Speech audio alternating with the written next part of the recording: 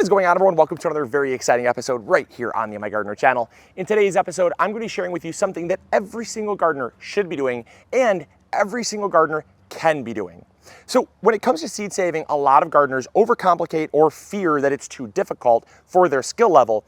And so I always want to start out very simple and give you guys something that I know every single gardener can do. And so in today's episode, I'm going to be showing you how to save spinach seed. Now, before you click off thinking you're never going to save spinach seed and this is not going to be interesting, you're definitely going to want to learn how to save spinach seed because it's kind of what I consider to be one of those gateway varieties that gets you into seed saving. You know, there's a few out there. There are more difficult varieties to save, but when it comes to spinach, I think it is one of the simplest varieties that you can be saving. And if we need to pause for a second to talk about the importance of seed saving, I will. In fact, let's do that. So when you look at a garden and all of the varieties that you have in your garden, a lot of people look at their garden and say, my garden is beautiful. I started it from seed, or I went to the greenhouse and bought plants that were started from seed. My garden is beautiful, and they end there. And the thing is, when you end there, you really miss out on the other half of the circle. You see, you've only done about half the circle when you grow a garden from seed, or you go out and buy the plants to grow in your garden, because there's a whole other half that I kind of consider to be like kind of the behind the scenes of a garden, right? There's a lot of behind the scenes that happen in a garden other than just growing a garden. You know, building soil could be another one of those kind of behind the scenes thing. Learning how to compost, learning how to generate organic material for your garden to feed your garden could be one of those behind the scenes things. But one of the biggest behind the scenes things that happens in a garden is seed saving. And all of the heirloom varieties that you have, that I have, that we all enjoy are due to the fact that someone out there found importance in that variety and found it worthy of saving seeds. It could have been because of the genetics. It could have been, well, it all boils down to genetics, but it could have been because of the flavor. It could have been because of the fruit size, fruit yield, disease resistance, drought tolerance, pest resistance. It could be for absolutely any variable whatsoever. The plant was smaller and more compact. The plant was taller and easy to trellis.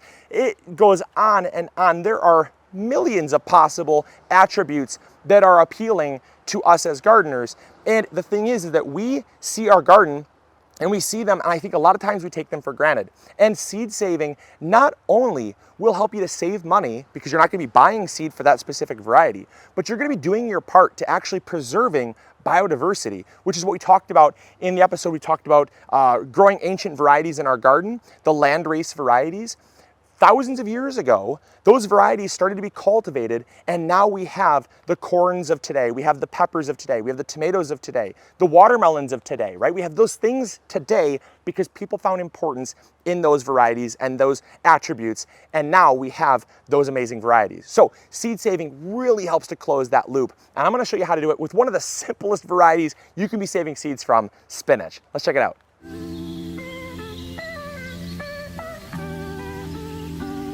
All right, so the reason why spinach is kind of one of those varieties I really want you guys to start with is because there are a lot of varieties in the garden that are trickier and they can be a little bit daunting. Like tomatoes, I would not recommend starting with tomatoes. You can do it, and we've got videos on it, but it can definitely be pretty intensive and hands-on.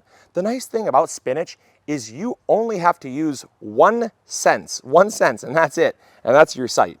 Basically, we let our spinach grow up. This was our leafy green bed. We have some other seed-saving projects here for things like radishes and whatnot, but literally, this bed here was our spring crops. We got some lettuce over here going to seed, not yet ready to save seeds from.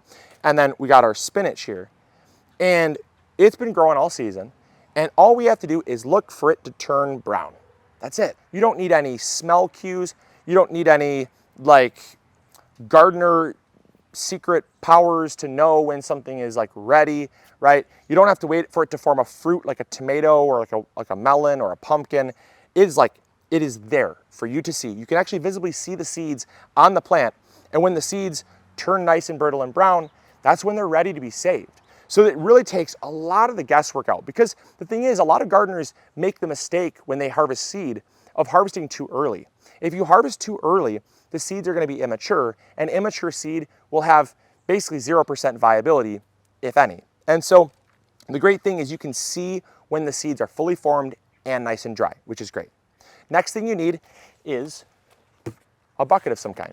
And all we're going to do is we're going to simply take our hands and we're going to take the dry stalks, we're going to position the bucket underneath, And then we're simply going to just basically roll our fingers and break up those seed clusters right on the plant. Now, I want to caution you guys. The only thing you have to be careful of is not going up too high in the plant. Now, if you go up too high in the plant, you're going to get more immature seeds that are not fully formed yet. You're going to get a lot of like dead flowers that didn't get fully pollinated, because the more mature and viable seeds on a spinach plant will be down lower. And you can tell the more viable and mature seeds based on their size. They're going to be much larger, much more full, and they'll be a little bit lower on the plant. All right, so we just took off all the seeds from the stalks of the spinach, and we're left with basically a tub here that has spinach seed. It's probably got some plant dust. It's probably got some dirt. It's probably got a lot of leaves and flower material. There's a bunch of stuff in this bin that we don't want other than the seeds. There's also going to be inviable seeds that won't germinate. And we need to actually separate those things out so we are left with basically only pure seed. And we're going to do that through a process called winnowing. Now, it is very important to learn this skill, because you're going to be, if you're doing seed saving with other things in the garden, you're going to be winnowing with probably about 90 to 95% of the crops in your garden. And you're going to do that with things like lettuce. You'll do it with radishes. You'll do it with onion seed, kale, broccoli. There's so many different things you're going to be winnowing, because anytime you save seeds that have plant material included, you're going to want to winnow that away. And a big reason why is not only does it make it cleaner, easier to plant, and a little more neat and tidy, but it also helps increase the viability, or not really increase the viability, but more or less save and preserve the viability. Because when you have all of that plant material has a lot of surface area and can help to absorb moisture found in the air. And obviously seed viability is very sensitive to moisture. And so the more pure the seed is, the less stuff is going to be out there to actually hold on to that moisture. Things like loose flowers and different little bits of debris. So I'm going to show you how to winnow. And basically this is an ancient technique of separating seed using the wind. All right, so I've simply just tipped the bin down, and then I'm shaking, right? And when I'm shaking, what the first thing I'm going to see here is that because particles sort by density, the more dense seeds sink to the bottom, and the lighter plant material comes to the top. You can basically see this just by even tapping and shaking. And you can see here, all this stuff right here is stuff that we can basically just pick right out with our hands. It's really big. So we can take that, throw that away. There's no seeds in that. Then you can keep working that down. If you want to keep picking away, you can. There's still no seeds in that. So then you can use you can use wind. Now I recommend starting with your breath, because your breath is really easily controlled. Sometimes wind can be very strong and can blow the seed away for someone that's not as experienced. Or a fan sometimes is also really strong, because there's only a few settings. It's very variable, but it's usually like low, medium, or high, and you can really blow seed around that way if you don't know what you're doing. With your breath, it's very simple, and I'll show you a technique to basically getting the right amount of wind coming out of your breath when you blow to just blow away the plant material. So this was a technique that was actually taught to me by a master seed saver, and it's a really great kind of at-home project or at-home homework assignment that you can do. Basically what you want to do is you want to take two small little pebbles. These are a little bit larger than what you want, but just two small little pebbles, and then get some like sand and other dirt, right? And what you're going to do is you're going to put both of those in the palm of your hand. And what you want to do is you want to blow just light enough to get the dirt to blow away, but not the small pebbles. So if I take it like this and I blow, you're starting to see some stuff blow. The really light stuff is blowing, but it's hardly moving, right? So I got to blow a little harder. And now we're left with, I mean, yes, there's dirt stuck to my hand, but there is nothing left in my palm except for like that dust that was stuck. Everything is blown except for the two pebbles, right? If I were to blow hard, see, too hard, the pebbles blow.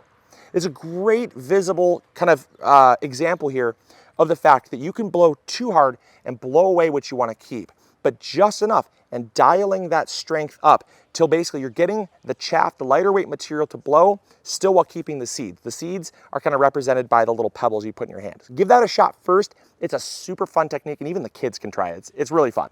All right, so now we're gonna save some seeds. This is really where that homework assignment comes into play. So grab some seeds. I like to put underneath my hand in case we make a mistake, like something to kind of catch in a bowl or another bin or something like that, just so that if we do end up blowing some seeds away, it's gonna get caught, and we're not gonna lose all our seed. So now we're gonna take we're gonna take a big deep breath in, and we're gonna blow.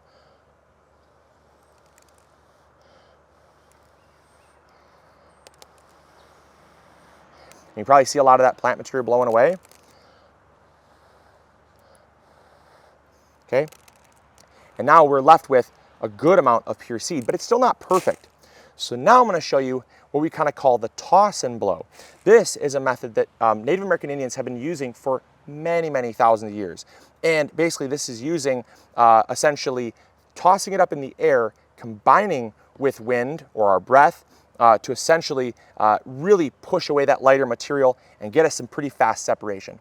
Now what you're going to want to do this is you're going to want to imagine how this was explained to me by a master seed saver. Is essentially you're going to want to pretend like you're a locomotive, okay? The wheels on the locomotive go like this, right? This is the motion you want to make. Super simple, but we're doing it in the reverse, right? So we're going to toss the seed up and bring it down. So we're doing it rather than forward, it's like the locomotive is in reverse. And we're basically going to do this, right? See, we're bringing it backward, so the seed is actually arcing up in the air. Very simple, super, super simple. And we're going to combine that with our breath. And we're going to go.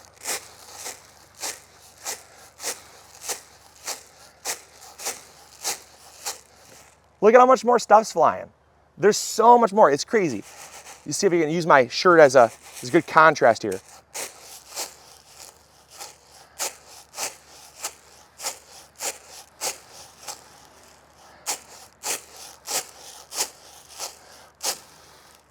So now, after doing that, you are left with 100% or 99% pure spinach seed. All the inviable seed is blown away. All the extra dirt and dust is blown away. All the other dead flowers are blown away. The leaves are blown away. Everything else is left except for 100% or near 100% perfect spinach seed. Super, super happy about this. This is going to go really great in our fall garden. I can't wait to get this stuff planted. And not to mention, look at this. So a packet of seeds costs you like $2, right? This is a heck of a lot more than a packet of seeds. This means you can take some, it's like the whole thing, some for me, some for my friends, some for me, some for my neighbors, some for me, some for my coworkers. How far this is going to go? You can spread seeds and you can get seeds out into the world and be that seed saver that helps to keep the biodiversity around and help people save some money in the process. So I hope you guys enjoyed. I hope you learned something new. Super fun. I really enjoyed this. If you did want to see more, make sure you comment down below. If you want to see more seed saving videos, we actually have a complete seed saving guide or playlist here on YouTube. If you want to see more, you can check that out. Some of the videos are a little bit older, so this is kind of us trying to revamp some of those older videos, bring them up to the 21st century with you guys, and hopefully you guys enjoyed. Hopefully y'all learned something new. Let me know in the comments box down below if you did enjoy. Hit that like button and subscribe if you haven't already, and we'll catch you all on the next episode. As always, grow bigger.